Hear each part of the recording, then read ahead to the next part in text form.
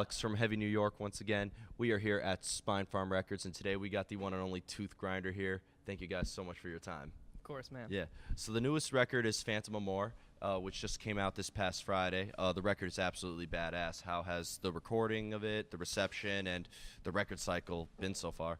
It's been incredible. I wasn't here the first time around with the band, but I think it's been overwhelming, both good and a little getting used to, I feel like. Yeah, the whole releasing of the album has been amazing. I'm actually really surprised how many people are excited about it and all the positive responses we've been getting. There's always a little hate here and there, but it's actually pretty funny. It's the internet's not complete without it. No, right? I know. It's cool though because there's this band that I grew up listening to in New Jersey, and every song, every album they put out, they were just like blessed with like love, and like no one ever gave them like a bad critique or anything. And then they got a little bit bigger, a little bit bigger, a little bit bigger. Finally put out an album, and they started getting some hate, and we were all just like, you know what? They made it. Like they're starting to do something. They're doing something cool. People are starting to hate on it, and for us, we knew this record was going to be completely different than anything we've ever done. It took it in a completely different direction, but it was honest and it was thought out and it was done for all the right reasons. So I think 99% of the people see that, and the 1% that don't, we just laugh at it. Yeah. You can't be big without somebody, giving you a little shit here and there.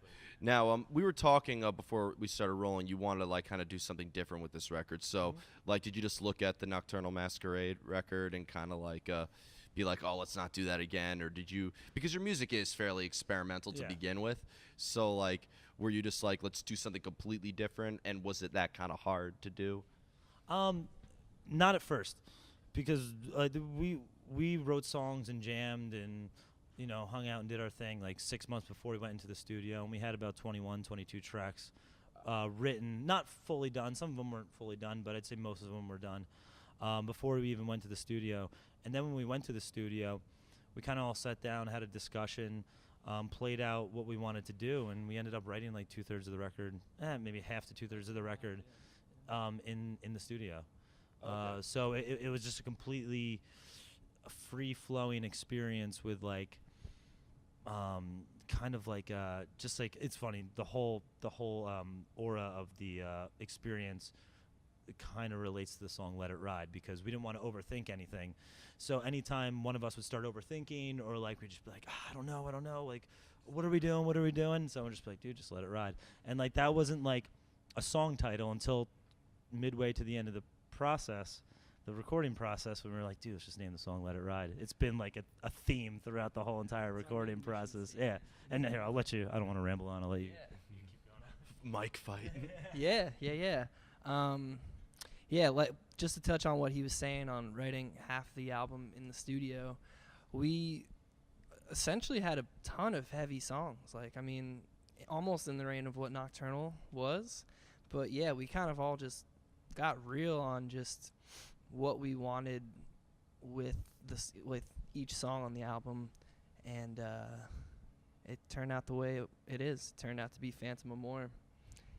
I wouldn't regret any step in the process this time around. That's always great to hear, because a lot of bands are just like, oh, we should have done that there, or I knew we should have left that song out. But it's cool. Let It Ride was the first song I heard on the record. And hearing about it now, that's cool that you kind of have a song that talks about the recording process of the music and stuff like that. You have music about your music. Well, it's kind of funny. I was explaining this earlier to someone, and it was like, the song isn't about the recording process, but the feeling is, and the song title is. The song is really about a life experience of mine, and things I've gone through, and how I've gotten a little out of control and I have to pick myself back up, and kind of and I end up repeating this ever destruction, this cycle of destruction. But the name of the song and just the feeling, the kind of just three sheets to the wind feeling, that was the recording process, and that's where Let It Ride came from. I don't know, just a lot of things that I write and that we all kind of write. It kind of just comes out of nowhere, or like it's a very spur of the moment thing. It's not. Some of it's thought out, but I mean, like I said, we wrote 22 songs before we went to the studio, and we threw, I don't know, 18 of them out the windows. Or Well, now you have enough songs exactly, for the next record. well, exactly, yeah. So, but it was, it was fun. Spencer from Periphery, he has a little recording booth in the studio where we recorded, Oceana Studios with Taylor Larson. Oh, I heard of it. Yeah. So, or Oceanic Studios. So he has his own little recording booth in the back. So these guys would be writing like the rhythms and like the foundation of the song and getting all the structure down, and then they would bounce the song over to me. And Spencer let me use his computer in the back, and so I could just lock myself in there for like 5-6 hours and just write vocals and just like have like the moment or the day to myself without any like judgment or anything. And that really, for me, for a vocal standpoint, changed the whole direction of the record, because I didn't know I was gonna have this like workstation that I can just work at anytime I wanted, and like without anyone having to watch me or hover over me, or like where I felt like maybe a little insecure at sometimes. I was just like doing my thing, and it made the album a lot more melodic, I think, because I was more confident in myself, being able to like just kind of do it myself.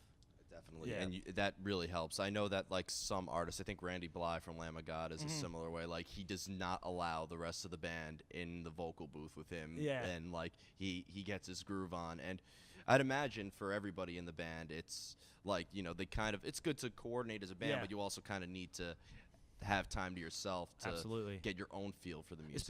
Especially with the way the lyrics were, and the lyrics were just a lot more, I'm not going to say a lot more personal, because the lyrics are personal in Nocturnal Masquerade, but they're a lot more vulnerable on this record. So like when you're doing these parts that are super emotional and you kind of got to put your heart and soul to it, last thing you want to do is like look into like the window and you see like everybody like over there like just like being the band, like goofing around and stuff. And Taylor, our producer, was really, really good with that. He's awesome, because he would make sure, like, if I was struggling with something or I wasn't hitting the note or whatever the case may be, he'd be like, all right, everybody out. Like, all right, and he would work with me really well, and we'd kind of like play and bounce off each other. It's good to have a producer who understands the musicians. Exactly. Because there's been many times where the producers, it's like Full Metal Jacket in the studio. I know. Now, but what I love about Toothgrinder is that, like, the music is experimental to begin with, as I mentioned before, and I've noticed it on the bills that you guys have been on. I know that you've toured with Killswitch Engage in early 2016. You just completed an awesome tour with Between the Buried and Me. You toured with Periphery, and you've definitely, I could see, and I was discussing about your mosh pits. 1 minute everybody's doing a wall of death, and then somebody's doing the worm in the pit, which I saw. I hope he's listening to this interview. I thought you were saying you partook. Oh, I didn't partook. I'm not. I thought you were about to say that. No, I didn't want to get stepped on.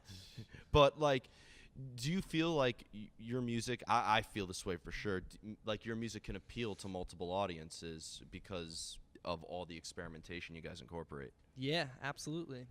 I think we are all personally inspired by bands who do something different on every record.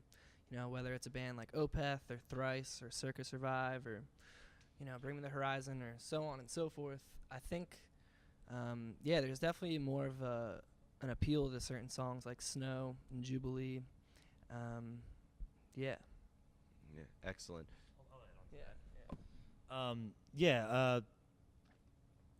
It's kind of weird because I've been saying this a lot to people, and a lot of like your classic albums, like your albums that stand out, or not even the albums, but the bands that really stand out and stand the test of time. Your bands like Radiohead, Muse, Pink Floyd, Black Sabbath, even Ozzy, and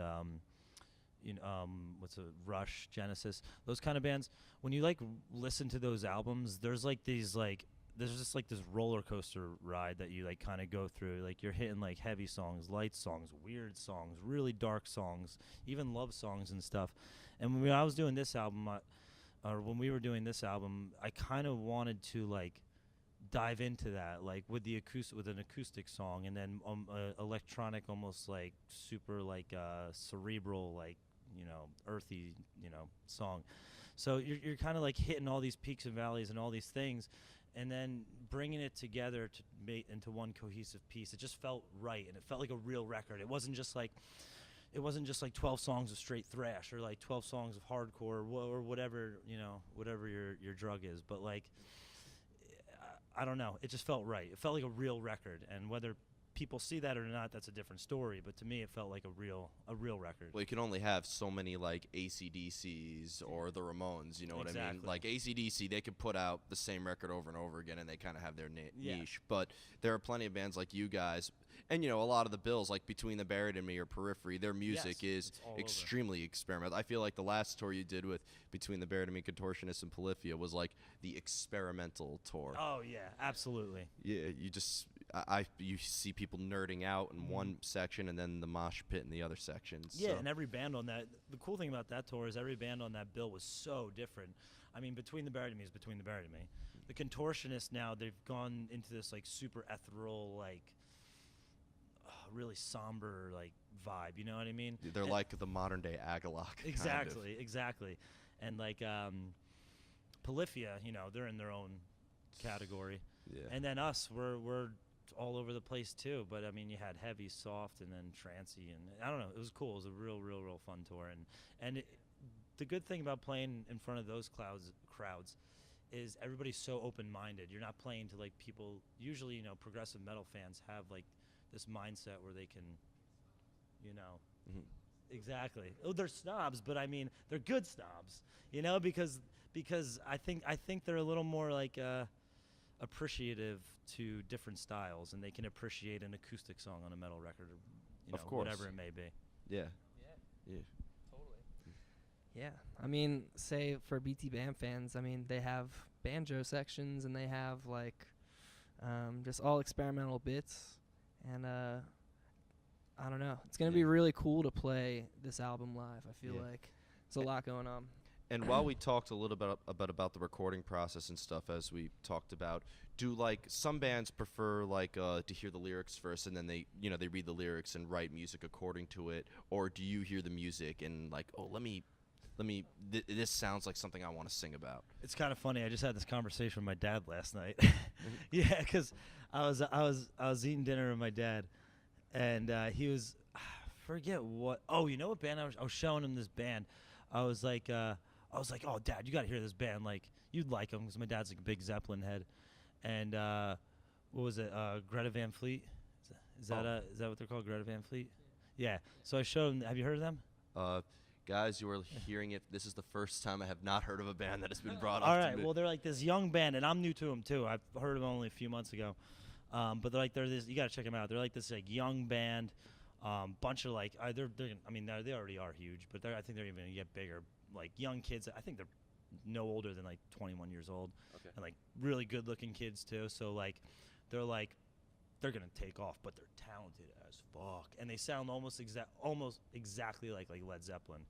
I don't know how I got sidetracked off this, but whatever. Anyway, so I'm talking to my dad, and I show him this band, and then it gets the conversation going because we're like listening to music, and he's like, how do you write your music? Do you write your lyrics first? And I was like, in the beginning of the stages of the band, I used to write my lyrics first, and it just wasn't working.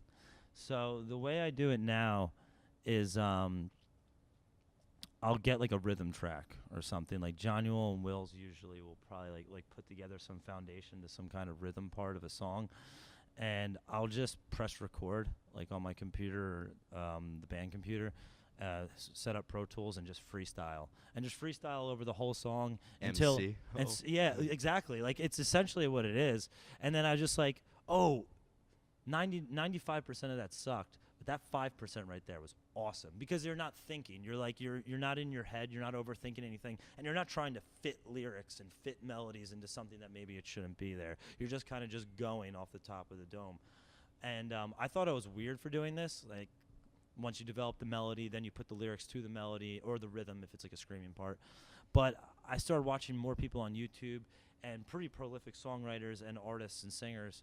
And a lot of them do it that same exact way, and I had no idea. So I was like, well, I guess I'm doing something right. But that's how I do it. I usually write the rhythm and the melody first, and then once I have that down, I'll write the lyrics and then fit the lyrics to that rhythm and melody. Okay. Yeah. And I'd imagine lyrics have a huge inspiration. Like, it kind of maybe gives you an incentive to add or take away something, right? Absolutely. I mean, this is more still in your wheelhouse since writing lyrics, but yeah. Yeah, when it comes to music, it's a lot of Wools and I just getting together, and Jason and Matt are there in the background to kind of help us structure certain themes and whatnot that the song is calling for. And then, we start thinking melodies and all that, and kind of just laid it out there in the studio. I think a lot of your best work on the album came from just in the moment in the studio, spending all that time. Yeah. You know, It's got to be better. I think if you It's- kind of like go in with a preconceived idea, you could sometimes end up disappointed, right? sure. Yeah, I think it was just good this recording process because we were always working on something, whether it was the music, whether it was like the drums, guitar tracking, programming, or the vocals. Like we were all just all over the place and just brought together. Yeah. Really well. And another question I wanted to ask, actually, because you guys, correct me if I'm wrong, but are from Asbury Park, New Jersey, right? Yeah. So, I almost at this point consider New Jersey to be like the 6th borough of New York, kind of. Yeah. So, I consider you guys in a way like hometown heroes. Well, I mean, that's like New York City. Like, I mean, it's an hour train ride, so Yeah. you can come up here anytime, and it's a very comfortable city to be in because we live so close. Yeah. But New Jersey is also the home, like, to awesome bands like God Forbid. I know that some members from Fit for an Autopsy are based out there. Oh, yeah. One of the members from Diarda's Murder now lives there, actually. Nice. But so like New Jersey's home to like awesome bands, and New York City being the capital of hardcore and so many bands. I was just curious, like, were you guys kind of affiliated with like a New Jersey scene and stuff like that? It's like my favorite question to ask. Like, I'll take the early did you rates go on to that. high school with like? Well, I'm gonna answer this one because the four of the members, me, Jason, Matt, and Wills, we all went to the same high school, and then John Newell joined right when we released Nocturnal Masquerade. Okay. So like a lot of the scene stuff probably happened, when we were younger, and then we kind of grew out of it, Okay. But no, I don't think we were ever part of the scene, and I think that's what kind of made us us. Sorry.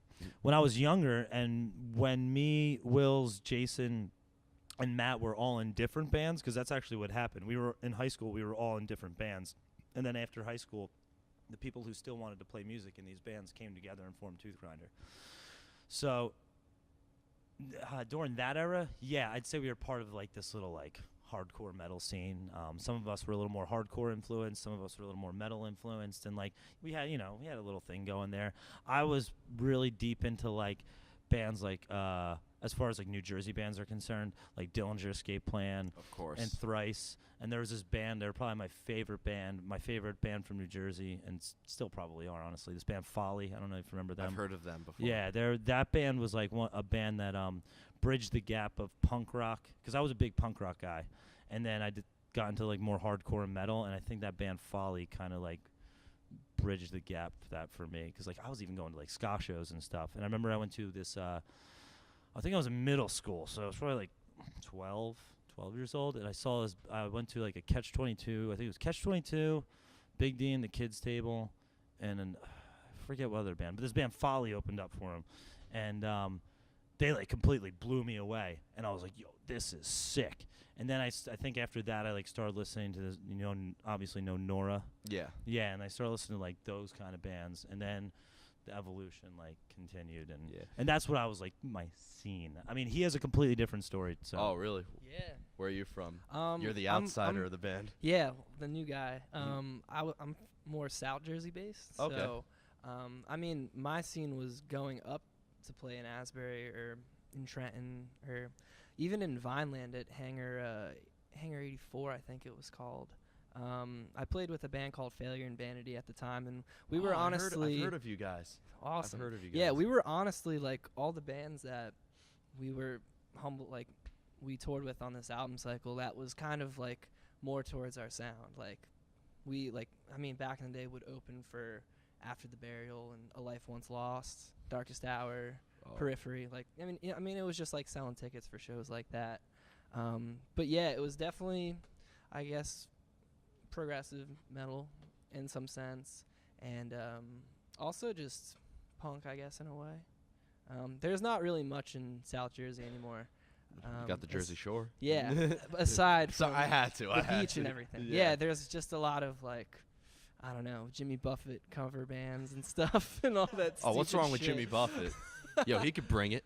Yeah, but yeah, I found myself migrating more North Jersey to, Yeah. connect with who would, I guess, turn into be my bandmates. Like, I remember we would share bills at Champs at some point. Yeah, definitely. Oh, good yeah. times. Yeah. Yeah, Yeah. it's interesting because we've interviewed a lot of bands from all over, and like bands from like the Massachusetts area, people think of Killswitch Engage, All That Remains, Shadows Fall on Earth, Tampa, Florida, Obituary, Deicide, Morbid Angel, like Southern California, Avenged Sevenfold, 18 Visions, Atreyu. Yeah. So it's always interesting to me because it seems like New Jersey seems to be like a diverse place, home to Dillinger Escape Plan for the crazier ones, and then God Forbid for the metalcore lovers, and Thrice for the people who love to hold their lighters during the show. But before we go, I want to first of all truly thank you guys so much for coming on Heavy New York. Yeah. It's great to have you here. Is Absolutely. there any tours that you're allowed to? I know that you guys have something. That's always the case. You And can maybe give a time gar- frame yeah. of when we're I gonna guarantee be out, I'll see. but We'll see on your Facebook page like the next week. Oh, yep, that's the tour that they were talking about. Yeah. I think next week, hopefully, this tour will be announced, but we can't talk about it. Okay. Yeah. And a couple other cool things for the spring. Okay. Yeah. Excellent. It's the new record cycle, so I'd imagine we'll see you guys on the road Yeah. a lot, and we look forward to having you play in New York City again. We love you guys here. Well, here too. Yeah, But man. thanks again, everybody. Everybody, we got Toothgrinder here on Heavy New York. Pick up their new record, Phantom Amour. It's not Phantom Armor. It's Phantom Amour. And we will see you next time on Heavy New York. Be sure to catch Toothgrinder on tour once they can announce the tour. Peace.